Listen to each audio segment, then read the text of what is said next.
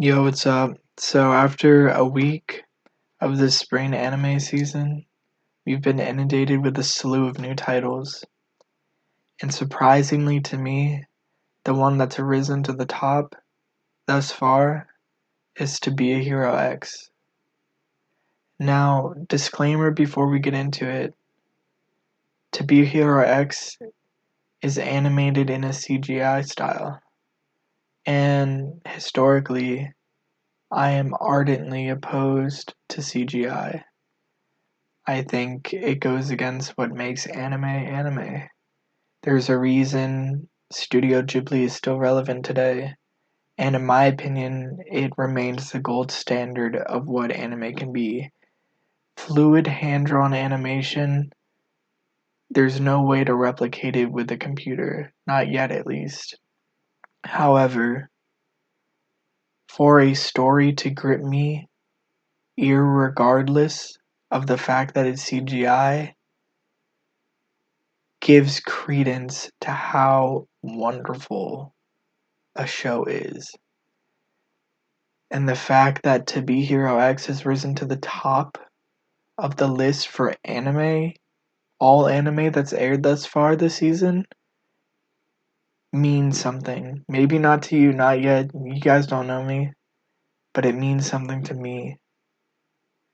Now, let's get into the story. We're following Lin, a lowly marketing employee at this big marketing firm, and he opens with this new commercial to his boss and gets fired over it.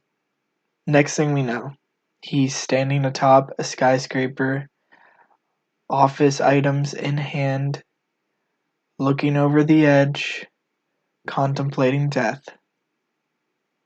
So it gets heavy quick. And as he's cursing his fate, and he's cursing the fate of those heroes, the heroes like Nice, the man who you see before you in the white hair. He's the number one hero, and Lin got fired working for an advertisement firm that exclusively worked with Nice as one of their clients. And as he's cursing Nice for this unachievable ideal of what a person can be and being a hero and all of that, he sees Nice, the real Nice, coming out of nowhere, flies down on top of the building next to him, and nonchalantly Nice walks up and nonchalantly hits him with his signature pose and just pieces over the ledge, not letting himself fly, going full ragdoll to the bottom. And before Lin can even process what happened, Nice's manager and team of security guards comes rushing in asking what happened, and he explains it to him, and he gets taken, passes out, wakes up, tries to escape, can't. They figure out that he resembles Nice a lot, so they make the choice to turn him into Nice. Now, this is where the show for me caught me. I love the theme that they're going for here because superheroes in this world, it's not the standard you get power from friendship or fall into a vat of acid or be born that way.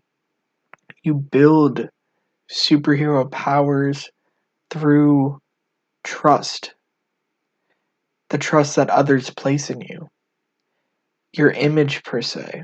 So the themes that we're dealing with here are of perception, trust, identity, but also we're combining that with the reality TV notion of truth, of everyone knows reality TV is the most unreal sort of TV. Everything is scripted, all the drama, there's lines. It's inauthentic. Now imagine where your power is relying on something as fragile as this fabricated identity, ego image that a corporation has constructed of you for people to perceive and place their trust in. It is baffling. Dealing with some deep psychological premises here of how identity works for an individual and how it works on a macro scale with a society and people. And Lin is the perfect example of that. Because there's a huge cognitive dissonance. We start with Lin, his identity. He's a nobody who wants to be a hero. Now he's put into a place where he has to be nice. This completely perfect number one hero. So you can think of it like a Venn diagram. The circles are completely separate. We have his identity over here and Nice's identity over here. And by the middle of the episode, after a week of training, the circles are kind of overlapped. He has the aesthetic down. He's learned some of his fight moves. But inside he's still Lin. He's not nice. And then we're introduced to his girlfriend and they go on to a love show. And we're introduced to Enlightener, who is the number 249th, not the 250th, the 249th ranked hero.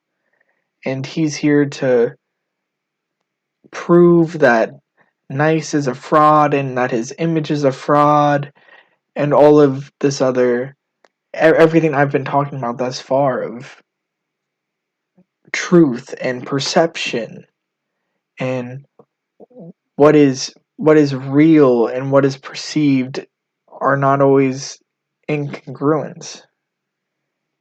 And Enlightener is trying to prove that fact. But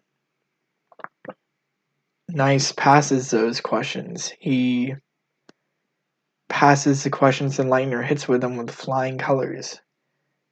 And then we're introduced to the antithesis of trust. And that is fear, as far as this show is concerned. And Lin's old boss, who was fired from working with Nice and their team because of Lin's commercial, he is now come back and he is taking fear and able to channel it into strength and power. Same as his trust gives power to the superheroes, fear can power villains. So Nice has to battle his old boss. Lin has to battle his old boss as Nice. And he does okay at first, uses what he has, but it's not enough. And it's not the moment until he believes, he trusts in himself that he can be the hero, that he overcomes and in a beautiful action shot overpowers his boss and puts him out of commission. And here is finally when Lin stops being Lin and he becomes Nice. And I love the interplay between maybe it's not only the public's trust in someone that can give someone strength, but trust in oneself is truly the determining factor in being able to achieve and overcome obstacles. And I think that is one of the main themes here that the show is positing. That belief in oneself, or any perception of what anyone else thinks, is going to make the difference in overcoming that adversity or not. No matter how much someone else might trust in you, if you don't trust in yourself, it's not going to happen. And I think that is a great underlying theme to be playing with, as well as the fun of how powerful you can be with how powerful you are is directly correlated to the size of your follower count on social media seems seems like a relevant and fun power system to be playing with now. And after that fight, we get to see Lin, or Nice, finally go back home to his house at the Hero Association, which is a big hero tower in the middle, floating in the middle of the city. And this is where, at the end of the episode, you get a bit of a surprise. And I'm not gonna spoil it for anyone, but let's just say the last 30 seconds of that got my mind racing and salivating over the next episode. I cannot wait for it to release. This world is intricate, it's deep, and I think it could go a lot of places with it.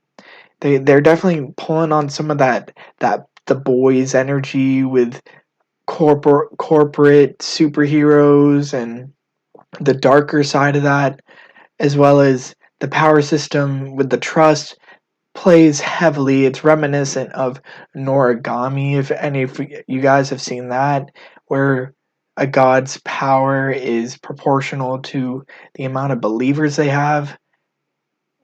Quite analogous, I would say. So, and supposedly there is a big competition that happens every 2 years to decide the hero rankings. So we are going to get a tournament arc, and I know my fellow weebs out there love a good tournament arc.